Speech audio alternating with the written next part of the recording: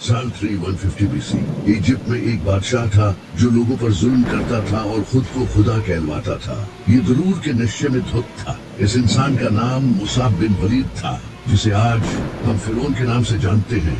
फिरौन ने बनी इसराइल को अपना गुलाम बना रखा था और वो बनी इसराइल पर बहुत जुल्म करता था। फिरौन की हुकूमत को कई साल गुजरते गए और इसका जुल्म भी बढ़ता गया। लेकिन एक दिन इसने लोगों को बातें करते सुना कि इसराइल में एक बेटा पैदा होगा जो कि फिरौन की हुकूमत गिरा देगा। फिरौन को लगा कि लोगों ने कोई ख्वाब देख लिया है या फिर ये इनकी किताबों की कोई प्रेडिक्शन है। लेकिन एक दिन फिरौन ने ख्वाब देखा कि यरूशलेम से एक आग आती है और वो मिस्र के सारे घरों को जला देती है, लेकिन बनी इसराइल के बच्चों को कोई नुकसान नहीं पहुंचाती। फिरौन डरा हुआ नींद से उठा और इसने अपने सारे जादूगर और प्रीस्ट्स को जमा किया और इन्हें इस ख्वाब के बारे में बताया। उन्होंने कहा कि बनी इसराइल में एक लड़का पैदा होगा और इजिप्शियंस इसके हाथों मारे जाएंगे। ये सुनकर फिरौन ने हुक्म दिया कि बनी इसराइल में जो भी लड़का पैदा हो उसे मार दिया जाए। फिरौन के इस हुक्म के बाद से बनी इसराइल में जो भी लड़का पैदा होता उसे मार दिया जाता था। लेकिन एक दिन इकोनॉमिक्स एक्सपर्ट ने फिरौन को कहा कि बनी इसराइल के बूढ़े मरते जा रहे हैं और अगर कोई लड़का पैदा होता है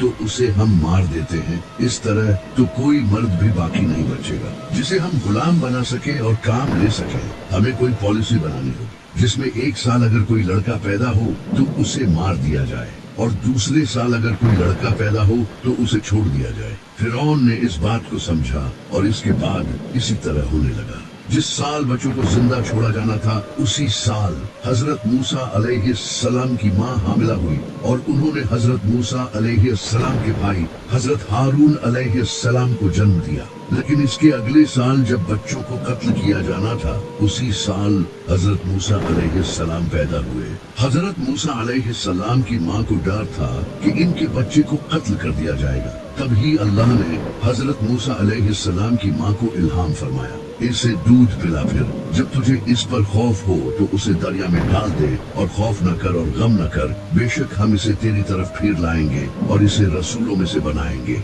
हजरत मूसा अलैहिस्सलाम की मां ने अल्लाह के हुक्म को माना और हजरत मूसा अलैहिस्सलाम को एक टोकरी में डालकर दरियाए नील के किनारे जाकर पानी में छोड़ दिया। जब हजरत मूसा अलैहिस्सलाम की मां ने इन्हें दरिया में छोड़ा तो अल्लाह ने टोकरी को हुक्म दिया और ये तैरती हुई फिरौन के महल के किनारे दरिया पर आ गई। वहाँ से महल के नौकरों ने इस टोकरी को उठाया और फिरौन की बीवी के पास ले गए। फिरौन की बीवी एक नेक और अच्छे दिल की औरत थी। जैसे ही उसने हजरत मूसा अलैहिस्सलाम को देखा तो अल्लाह ने इसके दिल में